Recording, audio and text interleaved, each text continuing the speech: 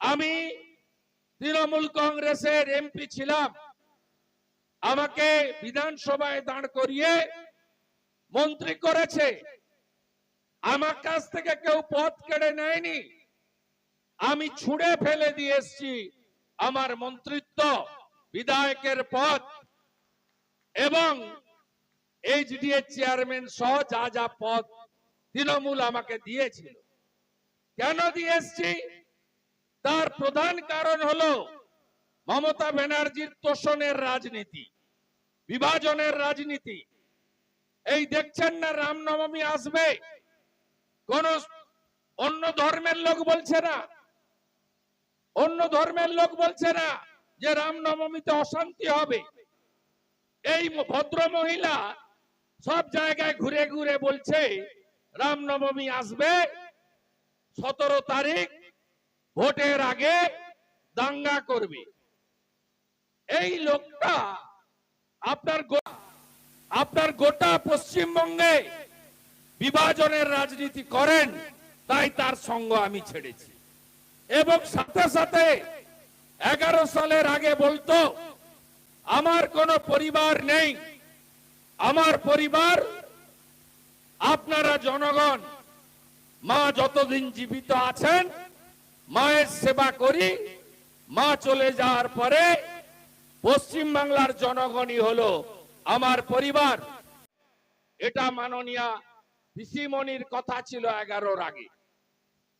আমরা খেটে খুঁটে কি লড়াই হয়েছে আপনারা বর্ষিয়ান লোকেরা আপনারা জানেন, কি লড়াইটা আমরা করেছি।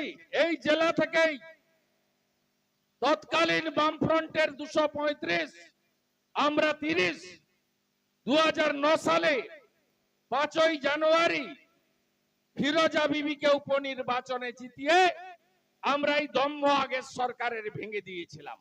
কারণ মেদিনীপুর এটা পারে, মেদিনীপুর পারে নন্দীগ্রামের কৃষক আন্দোলন করতে, মেদিনীপুর পারে বামপন্থীদের খাদ্য আন্দোলন, বাতে ভাগা আন্দোলন করতে, রুই বেজে কাঠ বেছে লাঙ্গল যার জমি তার, আমরাই পারি মেদিনীপুর। আজকে নিজের ভাইপো আলালের দুলাল দিল্লিতে ছিল। 11 সালে আমরা খেটে খুঁটে নন্দীগ্রামে 42 জন লোক মরেছে, গোটা রাজ্যে হাজার হাজার লোক মরেছে। তারপরে তিনি প্লেনে করে কলকাতায় ল্যান্ড করেছেন, আর সোনার চামচ দিয়ে তিনি পশ্চিম বাংলার মালিক হয়ে গেছেন। তাই তৃণমূল কংগ্রেসের নেত্রী যখন তার পরিবারের মধ্যে ঢুকেছে, পরিবারবাদ এই রাজ্যে স্থাপন করার চেষ্টা করেছে, তখন আপনাদের সেবক শুভেন্দু তাকে ছেড়ে দিয়ে লড়াইয়ের মাঠে এসেছে। আপনারা দেখেছেন 2021 সালে আমাকে সর্বভারতীয় নেতারা বললেন, আগে নাম ঘোষণা হয়েছে মমতা ব্যানার্জির, নিজেই ঘোষণা করেছে। 2021-এর 18ই জানুয়ারি নন্দীগ্রামে তেখালিতে বললেন আমি দাঁড়াবো, আমার বড় বোন ভবানীপুর, ছোট বোন নন্দীগ্রাম। আমি বলিনি, আপনি এসেছেন আমার জায়গায়, আমাকে আমাদের নেতারা বলেছেন যাও তুমি ওখানে লড়ো, তোমাকে পরীক্ষা দিতে হবে। আমি কাঁধে দায়িত্ব তুলে নিয়েছি। 65,000 সংখ্যালঘু ভোট, 24% তাদের কাছে গিয়ে 20 মিশিয়ে প্রচার করেছে মমতা ব্যানার্জি। সিএএ মানে এনআরসি, ডিটেনশন ক্যাম্প, সবাইকে তাড়িয়ে দেবে। বিজেপি মানে হিন্দুদের পার্টি, বিজেপি আপনাদের দেখবে না। আমি সেই কেন্দ্রে 1956 ভোটে মমতা ব্যানার্জিকে পরাজিত করেছি। তারপরে আপনারা 3 বছরের লড়াই দেখেছেন, আমার একার লড়াই নয়, আপনাদের সবার লড়াই। সায়ন বাবু ভোর 5:30টায় ফুলবাজারে যতই ঘুরুন, বড় ফুলেই সব ভোট পড়বে, দা হাতুড়িতে কেউ ভোট দেবে না। কারণ আপনাদের নেতা সূর্য মিশ্র 11 সালে বিরোধী দলনেতা ছিল। অনেক বামপন্থীরা বিজেপিতে এসছেন। আপনি বলুন লড়াই ছিল সেদিন? সেদিন বামপন্থী বিরোধী দলনেতা মমতা ব্যানার্জির সঙ্গে লড়েছে? উত্তর না। সেটিং।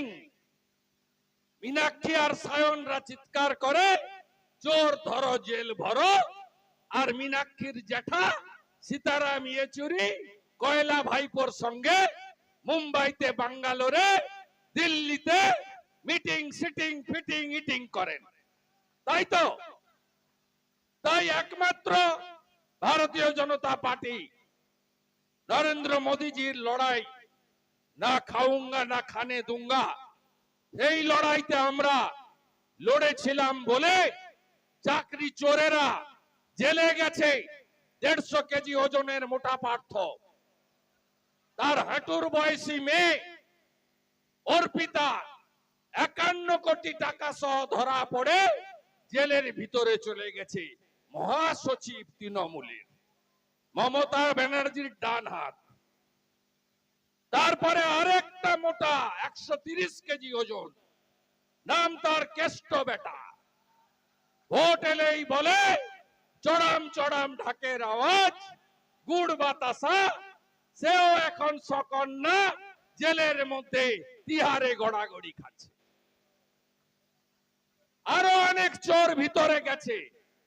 মোদিজি জলপাইগুড়ির ধূপগুড়িতে বলেছেন, আমাদের তৃতীয় টার্মের সরকার হলে বাকি বড় চোরদেরকেও আমরা ভিতরে ঢোকাবো। এটা আমার কথা নয়, আমাদের নেতা নরেন্দ্র মোদীর কথা। আজকে জ্যোতিপ্রিয় মল্লিক কত বড় অপরাধ করেছে। আপনারা ফুল চাষি, ধান চাষি, গ্রামে থাকেন, কোনো চাকরি নেই, ইন্ডাস্ট্রি নেই। কোলাঘাটের যত জিপি আছে, বৃন্দাবন চক বলুন, সিদ্ধা 1-2 বলুন, সাগরবাড় বলুন, পুলসিটা বলুন, খন্নাডি বলুন, যত গোপালনগর বলুন, যত কোলা 1 কোলা 2 বলুন, আমলহান্ডা বলুন, যত গ্রাম পঞ্চায়েত আছে, ভাই হাতের তালু, গ্রামের নাম বলতে বলবে, বলে দেবো। আমি যত গ্রাম পঞ্চায়েত আছে সব এলাকায় দেখবেন 500, 700, 800 করে ছেলে বাইরের রাজ্যে কাজে চলে গেছে। কারো কোনো কাজ নেই, আর ডাকাত গুন্ডাদের হাতে চলে গেছে। কদিন আগে শিশির মন্ডল জানে, একটা ব্যবসায়ী সিদ্ধা বাজার থেকে বাড়ি যাচ্ছিল, খুন করে দিয়ে চলে গেল।